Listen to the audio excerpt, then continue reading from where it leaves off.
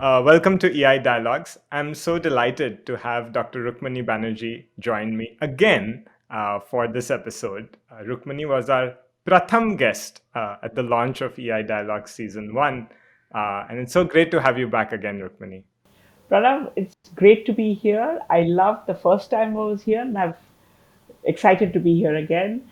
So, Dr. Banerjee, I hear that people are very afraid of learning loss. They feel that, some progress that we have made in the last few decades, we have gone back. What's the true story here? I think it's important to remember the time before COVID and the 15 years of Asar and what it says, that we had some major problems then as well, right? And the major problems can be, this whole learning issue. I always look at it in four ways. One is that levels were considerably lower in each grade than the grade level. Second is that they've stayed persistently low and, in fact, showed some signs of getting lower down. Third, I think, is that if you look at the each class, huge variation in learning levels within each class, right? And then if you look across India, massive variations from states like Himachal or Kerala, who have a large number of children at grade level, maybe 50-60% at grade level in primary school, and then a large chunk very close behind, compared to like UP, Rajasthan, other states like this, where maybe only 10% are at grade level or 12%. The pandemic caused all of us to change. How did Pratham pivot and deal with the pandemic? I think that this establishing how will I reach everybody that I used to do face to face with was really the April, May, June period. But during this 3 month period, we were able to break down and actually increase our reach by saying, do we have at least one contact in every village that we worked? If we did, then we said, do we have at least one contact in every mohalla in that village? When that happened, then within that mohalla, how do I maximize the number of people we can reach? By June, we were in touch with people in 10,000 villages. And this is without having moved, but with having this kind of a strategy, which began to roll by people doing this on their own. And then looking at what people were doing, we were able to put a kind of a structure to it. So are there some examples that you have seen on the ground during the pandemic about how parents or the community has rallied up to help students?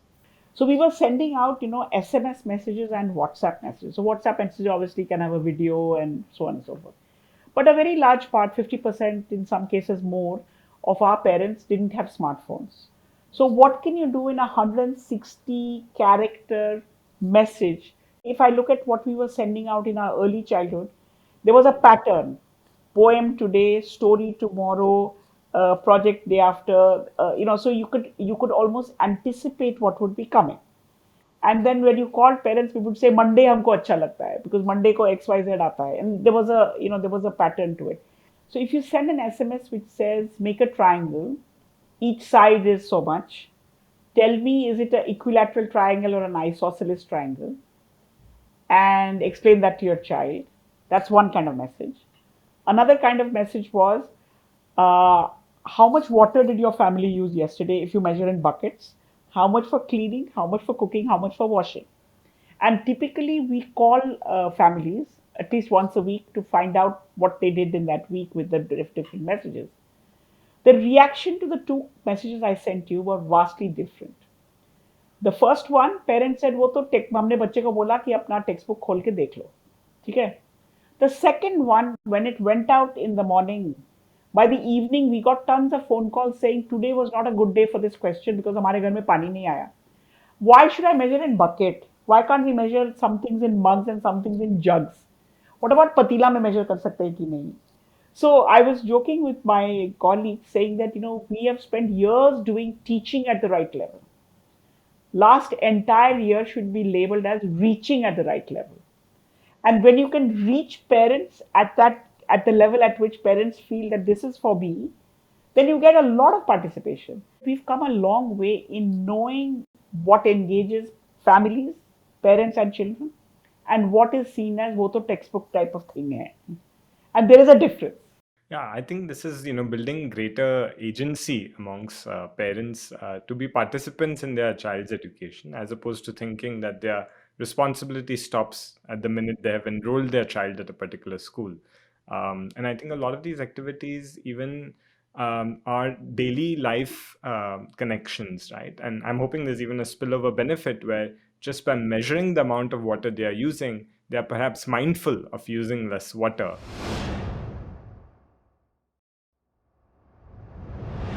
So, Rukmini, I keep hearing about FLN, foundational literacy and numeracy, all the time. It's in the new education policy. Everybody's making it their, mission themselves. It's on the top agenda of NGOs. I hear it everywhere. But what's new about it during the pandemic? Did anything change, or why is it still such a big fuss? No, I think that the new education policy being announced, right in the middle of the pandemic, to me it was a bunch of stars all getting in alignment with each other. While we know the importance of foundational literacy and numeracy, and at least from the Pratham point of view or Asar point of view, we've been talking about this for many years. I think that the new education policy brought in the fact of stages, that if we don't achieve a basic foundational learning threshold by the time children come to end of second standard, then, and I think if I'm almost quoting exactly, the policy says the rest of the policy is irrelevant. So, what? We have a new policy, we have stages, we have people talking about it. That's enough to solve the problem? No, we have to now actually implement what the policy says and not treat it just like we do with many other laws and policies which look good on a piece of paper. But I think the time is right. And if you think about as we are coming through the pandemic, I've now stopped saying coming out because we don't know when we'll come out. Think of children who will be in standard 2 in 2021. I mean, like right now, there are children on paper who are in standard 2, but they've literally come from their mother's lap into standard 2, right? They've had no Anganwadi exposure, most likely. They've not been to standard 1. And so, clearly, a second standard curriculum is completely inappropriate. We are going to have to do a whole stage of a whole phase of getting ready for school. I think foundational literacy and numeracy also should not be taken literally as only reading and arithmetic. I think the foundation is a broad foundation, a breadth of skills coming from the early childhood stage up to here, in which, of course, there should be reading and arithmetic, but there should be quite a bit else. How do we prevent the FLN policy from just being yet another policy, right? There is a lot of implementation fidelity loss that we normally see. When you announce a policy or when you want a goal, you've got to have a lot of discussion around it. Because the real, I mean, think about it this way, that the security blanket that the Indian education system has held on to has been the curriculum, which translates in the classroom as a series of textbooks that you go from beginning to end. And that is what people have been held sort of responsible for, right? If you want to get out of it to goal based and kind of competency based, and even if it's just two or three big ones for the young ones, you've got to have a lot of discussion on it, so that people can clear the cobwebs out of the way. You have to reassure teachers कि एक side पे हम ये बोल रहे हैं, next side पे I'll come and ask you, have you done chapter 18? ये नहीं होने वाला है. And I take comfort from the fact that, for so many years and in so many state governments, when we do our teaching at the right level type of work, there is alignment in the system to say for 2 hours a day or 3 hours a day, curriculum is put aside and you focus on the goal. And we're actually able to do it. The system is able to do it.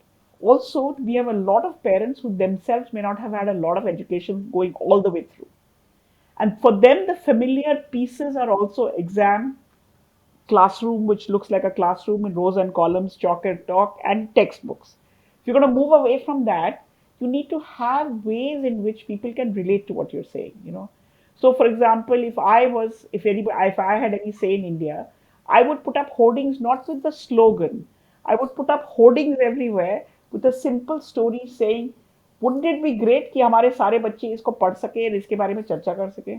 So, if we set a goal, then we also need to measure our progress towards the goal. So, what would be appropriate assessments that we can administer on these very young students that tells us whether we are making progress towards our goal or not? For the last year or two, we've been doing in the summer months, pre-COVID, in the summer months, we would do a series of what we call school readiness melas. Literally a mela. Two people had to attend together. It was a pair, mother and a child who was going to enter first standard after the summer holidays were over. These two could participate in the Mela. Everybody else was welcome to come and help and observe. In the Mela, we set up something which is very familiar to all Indians, which is like, when you go to vote, you have these booths. So the first booth you came, and like very officially, we love doing this, is, you have a form, you fill it out, your name, blah, blah, blah. Then you go to the first booth, which was a booth for drawing, where they were mother and child together would color between the lines. Following booth was categorizing. Categorizing was a whole bunch of aloo and pyaj together, sort those out, bhindi, arrange in order, things like this. The following booth was, counting pebbles, putting them in a row, so, these 4 or 5 booths had activities that you did. You had a little report card, but it was done with understanding that these are all important things. And we had a report card because we feel like the familiarity of the booth, of the report card, these are familiar things. But what you're doing in the booth and how your report card is getting marked may be being done in a new way. Wherever possible, we would have the sarpanch present the report card to mom along with a little kit to say ये सारी बहुत ज़रूरी चीज़ें हैं, आपका बच्चा आज ऐसे कर रहा है, बट आप अगले 2 महीने में बच्चों की तैयारी करिए ताकि जब वो स्कूल पहुंचेगा तो उसका ये ब्रॉड फाउंडेशन तैयार होगा. Now, I'm giving you this example to say that this is an assessment actually. It is an activity and it's an assessment. And everybody in the village understands that it's not only a, k, or numbers, but it's this whole breadth of skills that we need to build. What surprised you when you sort of observed this and when you looked at the data? Were there some insights that emerged? Did something stun you? What we found very, very interesting was how much mothers enjoyed doing these activities. This whole village Mela thing also gave supreme importance to the mother, young mother, who often is at the lowest of the totem pole in the family or in the neighborhood. And there's I was at one of these Melas in Dausa district in Rajasthan. And one mother had gone to the market, and the grandmother was there with the child. But very strictly, the Mela people said, "Nahi, mummy ko aana padega. Dadi se chalega nahi." And Dadi was so hassled. She said, "मेरी बहू कहाँ भाग गई है? इतने जरूरी काम है यहाँ पे." So I think even that kind of a thing to say that it's essential that mother accompany child. Are you saying that the mothers are the new teachers? No, I'm saying that it's a team. It's teamwork. Team is Anganwadi worker, mom, child, first standard teacher.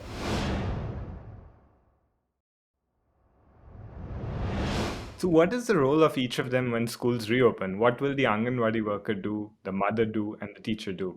If I think of a blank piece of paper, pre-COVID, at one end was a thing called a school, and at another end was a thing called home. And children left home. People at home thought their major role was to send the kid to school.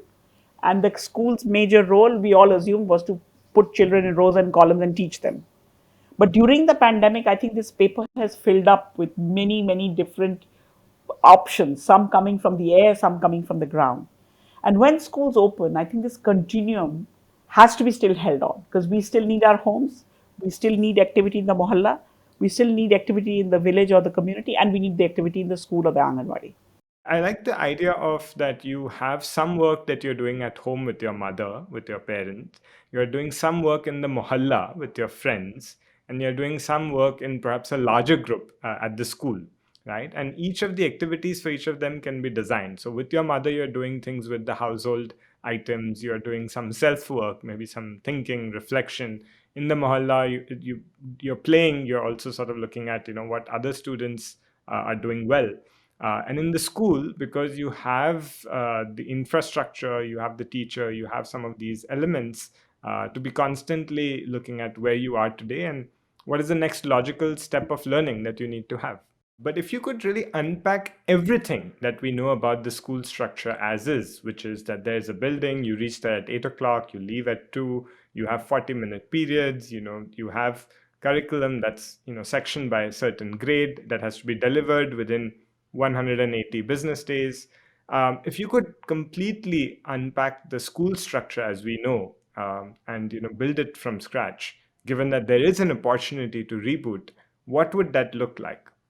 I think it needs. I really think that if this year, 2021-22 school year, is a year where we are not tense about learning outcomes, but really enthusiastic about bringing back children to school in, and by saying children, bringing back children to school, I actually mean even preparation for that. We don't know when schools will open. It is very likely that we Hmm. may have to open and close at short frequency. We also are a Hmm. highly centralized education system, but what is going to be needed is a great Hmm. degree of local decision making. So, should the school be open or closed? Should I ask somebody who's in the state capital, or should there be a quick betak in the village with the some parents and the panchayat and the school teachers to Right. say what should we do? Right. We don't have habit of doing all this, right? So I think that if you leave it open and not have a big pressure of learning outcomes, I think a lot of things will emerge around a broad framework.